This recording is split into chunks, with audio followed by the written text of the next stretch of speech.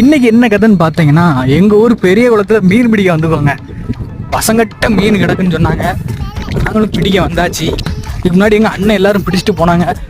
1 மணி நேரத்துல இவங்க ஒரு 10 கிலோ வச்சு பிடிச்சிருக்காங்க. சாக்கு நிறைய பிடிச்சிட்டு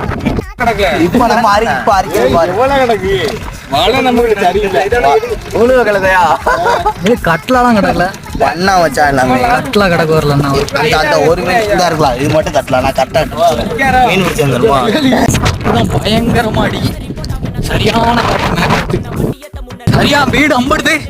சாக்கு எடுத்துட்டு கூட கொடுத்து ஆடி ஆத்துக்கிட்டு இருக்கேன். காத்து வேற பயங்கரமா அடிக்கி, என்ன செய்யன்னு தெரியல.